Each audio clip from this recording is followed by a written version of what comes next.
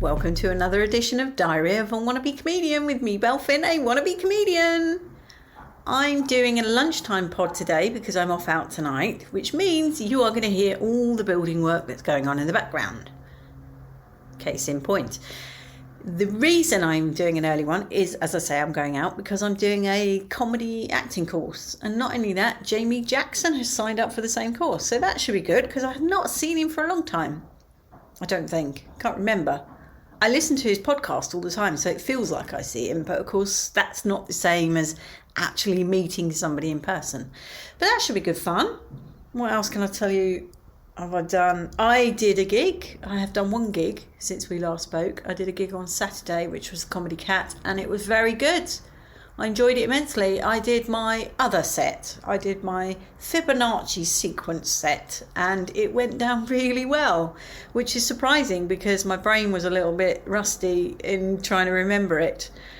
But I'm trying to learn two sets reasonably well so that if ever I was needed to do more, if anyone ever said do 10 minutes, it's going to be kind of easy for me. So that was Saturday. And the good thing as well about Saturday is I was sitting there waiting, and then suddenly these people rock up and I thought, I recognise that person. And it was actually somebody I work with.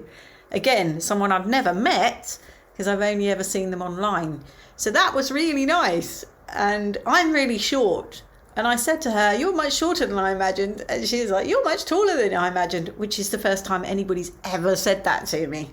But that was good. So I'm glad it went well as well, because you don't want to bomb in front of people you know from work because, well, I'm sure she doesn't go around talking about it. But, if she did, I'd like her to say nice things about my performance. So that was Saturday. Yesterday, I did Jeff Innocent's course week 2. And we had a guy called Luke Tolson who came in to talk to us about comedy writing. And it was very interesting, actually, and I've done so many courses, I like to think I know a thing or two about writing. But actually he gave me something I think I'm definitely going to use. And it's so simple, and I don't know why I've not done it before, because I've noticed it with me, a lot of my best comedy comes from when I'm walking. It just pops into my head. I'll be walking particularly around St James's Park or somewhere like that. That is when I seem to write comedy in my head. And he gave us a little exercise, and I was trying to write it down, and it just wasn't working for me. And then I thought, I'll get up, because he was having a chat with someone else. I'll get up and go powder my nose. So I went into the ladies, and then bang, straight it came. Oh, that sounds bad, doesn't it? But I went into the ladies, and then boom, straight into my head came the answer. And I thought, that could work. Totally different from where I thought I was going with it, but I thought, that could work.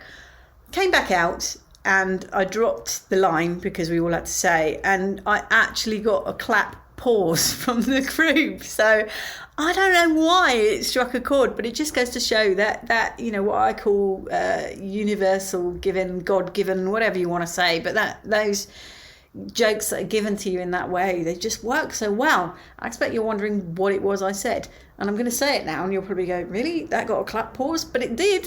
It did on the day. And I do think, sometimes you present things just particularly well, and I guess that's what I did. But anyway, let me tell you what it is. So he said write down a sort of opening statement. In fact, let me get my notes and tell you exactly.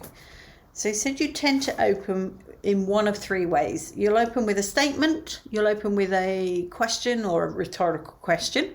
Jeff doesn't like questions, or you'll open with an anecdote. So I went with the statement, and he said, think of something that you're keen to write a little set around and do an opening statement. And I've had something brewing in my head for a while. So my opening statement was, my successes are born out of spite. And this is true because I got into comedy out of spite. I got a first-class degree out of spite. There's so many ways that I'm like, I'll show you. That's the kind of person I am. And I want to write a bit about being competitive. I think that's what it is, really. So I came up with this line. And then the next line, he said, right, now you need to do a punchline for it. And this is what my brain gave me. My successes are born out of spite, which means I had the best divorce.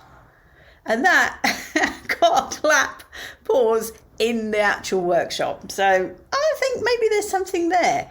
Like I say, it's not where I planned to end up, and I'm not really sure where I would go with that, but it was a useful session nevertheless. The other thing that I took away, or I took away lots from it to be honest, but the main thing I took away is he said most people think that comedy is about timing. It's not. It's about clarity.